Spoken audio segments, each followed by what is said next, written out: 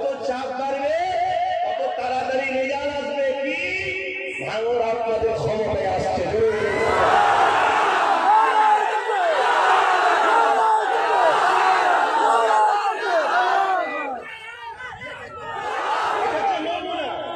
একটা জিনিস পেতে গেলে নমুনা তো হয় না, নমুনা একটা।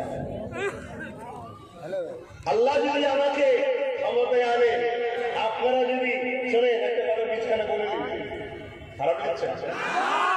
আজকে এই টোটাল ভাঙর, ক্যানিং, কাশীপুর, জীবনতলা, আশপাশে 10টা বিধানসভায় কম বেশি ভালো চিকিৎসা ব্যবস্থা নেই, ঠিক না? আশপাশে টোটাল 10টা বিধানসভায় কম করে ভালো চিকিৎসার ব্যবস্থা নেই। ভাঙর ক্যানিং যদি ভাঙর ক্যানিং এর নবাব ভাই বোন যদি আমাকে দেয়, শুনে রেখে আজকে মাইকে বলে যাচ্ছে, আমার রেকর্ড হচ্ছে, পীরের আওলাদ জামান দিয়েছি, ভাঙর আর ক্যানিং এই দুটো যদি ভাঙর ক্যানিং এর বাপ মা ভাই বোন যদি আমাকে দেয়, তাহলে আমি শাহ সুফি সৈয়দ আসগর আলী রহমাহুল্লাহ হুজুরের শহরে হুজুরের নামে উন্নত মানের হসপিটাল তৈরি করে দেব ইনশাআল্লাহ।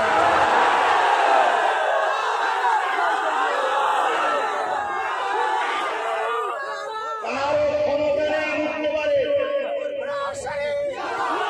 দান দিয়ে গেলাম, রেকর্ড হলো, এত হাজার হাজার মানুষ শুনলে, আশপাশের মাহবুব ধরে লক্ষাধিক মানুষ, মাহবুব ধরে লক্ষাধিক মানুষ শুনলে, সবাই রেকর্ড হয়ে গেল।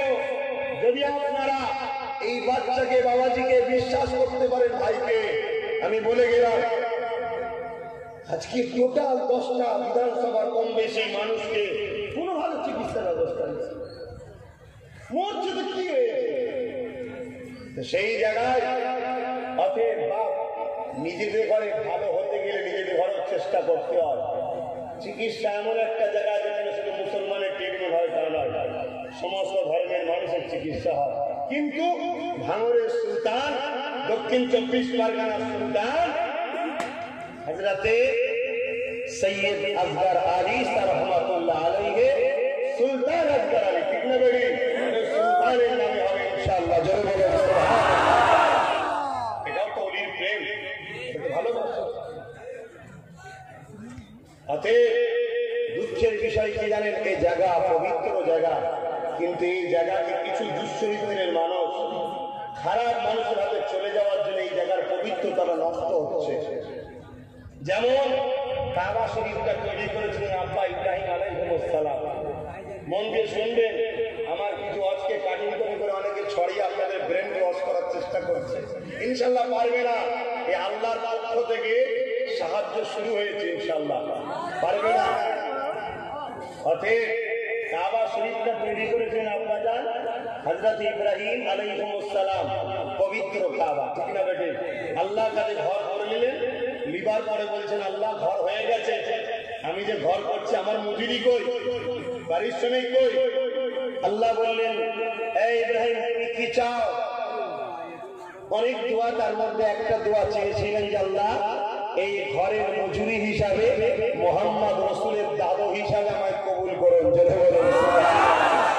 আল্লাহ বললেন, এই ইব্রাহিম তুমি তো একটা নিজে নবী এবং অনেক বড় মাপের নবী, তুমি আবার মুহাম্মাদের দাদু হতে চাইছো কেন?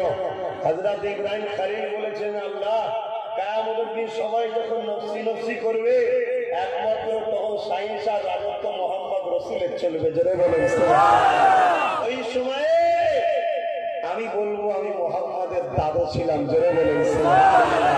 যদি ইব্রাহিম নবী মুহাম্মদ রাসূলের দাদু বলে শুকরিয়া আদায় করতে পারে, আমি কেন বলতে পারি যে মুহাম্মদ রাসূলের খানদান ছিলাম? আল্লাহ করেছে বলবো না? আল্লাহর নিয়ামতকে প্রচার করাটা তো ভালো জিনিস।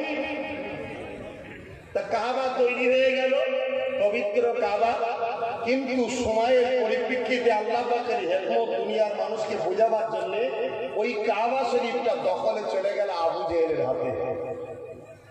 হতভাগা আবু জেহেল ওই কাবাটাকে অপবিত্র করে দিল। এই জানেন না, তার মধ্যে 360টা নকল খোদা রেখে দিল। উলঙ্গ মহিলাদের নাচ শুরু করলো, মেলা শুরু হয়ে গেল। তাহলে অবশ্যই ভাঙর পবিত্র, ভালো করে বুঝবে, ভুল বুঝাবে, অনেক রকম প্ল্যান চলবে, কোন জালিমের পাল্লাই করবেন না। কথা বুঝা হচ্ছে? অতএব সেই কাবা অপবিত্র হয়ে গেল, এই অপবিত্র কাবাকে পবিত্র করার জন্য একটা কদমকে আল্লাহ রাখলেন, ওই কদমের উসিলায় আল্লাহ কাবাকে পবিত্র করে দিল। সেই কদমটা হলো আব্দুল্লাহ লাল আমিনা তুলাল মুহাম্মদ রাসূল মুস্তাফা জানে রহমতের কদমের উসিলায় কাবার পবিত্রতা ফিরে আসলো। জোরে বলে আমাদের ঢুকছে।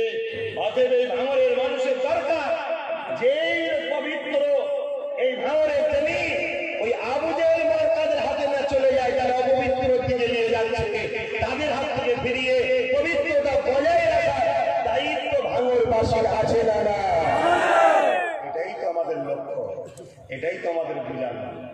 কেউ যদি মিসগাইড করে, চক্রান্ত করে, সেটা তাদের ভুল ধারণা।